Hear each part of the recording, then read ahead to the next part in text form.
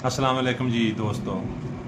अच्छा दोस्तों, ਕਿਸੇ ਵੀ ਇਨਸਾਨ ਦੀ ਖੂਬਸੂਰਤੀ ਦਾ ਇੱਕ ਹਿੱਸਾ, ਇੱਕ ਫੈਕਟਰ ਉਹਦੇ ਦੰਦ ਹੁੰਦੇ ਨੇ। ਅਗਰ ਕੋਈ ਇਨਸਾਨ ਖੂਬਸੂਰਤ ਹੋਵੇ, ਹਸੀਨ ਹੋਵੇ, ਔਰਤ ਹੋਵੇ ਜਾਂ ਮਰਦ ਹੋਵੇ, ਉਹਦੇ ਦੰਦ ਸਾਫ਼ ਨਾ ਹੋਣ, ਦੰਦਾਂ ਦੇ ਉੱਤੇ ਪਿਲਾਹਟ ਹੋਵੇ, ਦੰਦਾਂ ਦੇ ਉੱਤੇ ਪਿਲਾਹਟ ਜੰਮੀ ਹੋਵੇ, ਕਰੀਜ਼ ਜੰਮੀ ਹੋਵੇ, ਤੇ ਉਹ ਖੂਬਸੂਰਤ ਨਹੀਂ ਲੱਗੇਗਾ।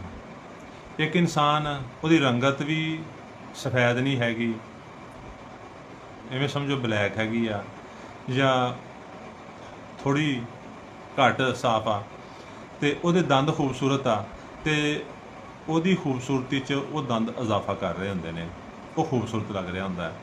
ਤੇ ਦੋਸਤੋ, ਜਦੋਂ ਦੰਦ ਸਾਫ਼ ਨਹੀਂ ਹੁੰਦੇ, ਫਿਰ ਦੰਦਾਂ ਦੇ ਉੱਤੇ ਪਿਲਾਹਟ ਜੰਮ ਜਾਂਦੀ ਆ, ਕਰੀਜ਼ ਜੰਮ ਜਾਂਦੀ ਆ, ਤੇ ਲੋਕ ਉਹਨੂੰ ਸਾਫ਼ ਕਰਾਉਣ ਲਈ ਡੈਂਟਲ ਸਰਜਨ ਕੋਲ ਜਾਂਦੇ ਨੇ।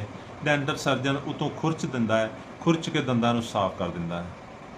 ਤੇ ਹੁੰਦਾ ਕੀ ਆ ਕਿ 2-4 ਮਹੀਨਿਆਂ ਬਾਅਦ ਫਿਰ ਦੁਬਾਰਾ ਦੰਦ ਉਵੇਂ ਹੋ ਜਾਂਦੇ ਨੇ। ਤੇ ਦੋਸਤੋ, ਅਗਰ ਕਿਸੇ ਮੇਰੇ ਭਾਈ ਦੇ, ਦੋਸਤ ਦੇ, ਅਜ਼ੀਜ਼ ਦੇ, ਅਜ਼ੀਜ਼ਾ ਦੇ ਇਹ ਮਸਲਾ ਹੈ ਕਿ ਉਹਦੇ ਦੰਦ ਸਾਫ਼ ਨਹੀਂ ਹੈਗੇ, ਉਹਦੇ ਦੰਦਾਂ ਦੇ ਉੱਤੇ ਪਿਲਾਹਟ ਆ, ਪਿਲਾਹਟ ਇਸ ਹੱਦ ਤੱਕ ਜੰਮ ਗਈ ਆ ਕਿ ਉੱਤੇ ਤਹਿ ਜੰਮ ਗਈ ਆ, ਤਹਿ ਬਣ ਚੁੱਕੀ ਆ, ਔਰ ਬੁਰਸ਼ ਕਰਨ ਨਾਲ, ਮਸਵਾਕ ਕਰਨ ਨਾਲ ਵੀ ਉਹ ਠੀਕ ਨਹੀਂ ਹੋ ਰਹੀ।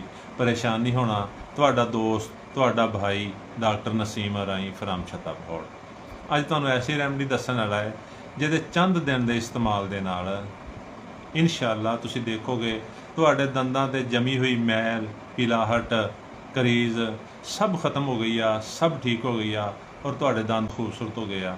ਤੇ ਦੋਸਤੋ, ਕਰਨਾ ਕੀ ਆ? ਹੋਮਿਓਪੈਥਿਕ ਦਵਾ ਕਲਕੇਰੀਆ ਰੀਨਾਲਸਿਸ, ਇਹ 200 ਤਾਕਤ ਦੇ ਵਿੱਚ ਰਹਿਣੀ ਆ। 5 ਕਤਰੇ ਰੋਜ਼ਾਨਾ 10 ਤੋਂ 15 ਦਿਨ ਪੀਣੇ ਆ। ਇਹ ਤੁਹਾਡੇ ਦੰਦਾਂ ਨੂੰ ਮਜ਼ੀਦ ਖ਼ਰਾਬ ਵੀ ਨਹੀਂ ਹੋਣ ਦੇਗੀ, ਔਰ ਦੰਦਾਂ ਦੀ ਪਿਲਾਹਟ ਨੂੰ ਵੀ ਸਾਫ਼ ਕਰੇਗੀ। ਤੇ ਅਗਰ ਬਹੁਤ ਜ਼ਿਆਦਾ ਪਿਲਾਹਟ ਹੋ ਗਈ ਆ ਤੇ ਦੋਸਤੋ, ਹੋਮਿਓਪੈਥਿਕ ਦਵਾ ਫਰੈਗੇਰੀਆ 30 ਤਾਕਤ ਦੇ ਵਿੱਚ 5 ਕਤਰੇ ਸੁਬਹ, 5 ਦੁਪਹਿਰ, 5 ਸ਼ਾਮ, 2 ਘੁੱਟ ਪਾਣੀ 'ਚ ਪਾ ਕੇ ਪੀਣੇ ਆ। 10 ਤੋਂ 15 ਦਿਨ, ਹੱਦ 20 ਦਿਨ, ਤੁਸੀਂ ਦੇਖੋਗੇ ਦੰਦ ਸਾਫ਼ ਸੁਥਰੇ ਹੋ ਗਏ ਆ, ਸਫੈਦ ਹੋ ਗਏ ਆ, ਦੰਦਾਂ ਦੇ ਉੱਤੇ ਕੋਈ ਨਿਸ਼ਾਨ ਨਹੀਂ ਰਿਹਾ। ਤੇ ਦੋਸਤੋ, ਸਾਡੀ ਵੀਡੀਓ ਨੂੰ ਲਾਈਕ ਕਰੋ, ਸ਼ੇਅਰ ਕਰੋ, ਤਾਂ ਕਿ ਆਉਣ ਵਾਲੀ ਵੀਡੀਓ ਤੁਹਾਨੂੰ ਜਲਦ ਮਿਲ ਸਕੇ। ਸਾਡੇ ਅਕਾਊਂਟ ਨੂੰ ਵੀ ਫਾਲੋ ਕਰ ਲਓ ਤਾਂ ਕਿ ਤੁਹਾਡਾ ਔਰ ਸਾਡਾ ਰਾਬਤਾ ਰਹੇ। ਤੇ ਸ਼ੁਕਰੀਆ ਦੋਸਤੋ, ਅੱਲਾ ਹਾਫਿਜ਼।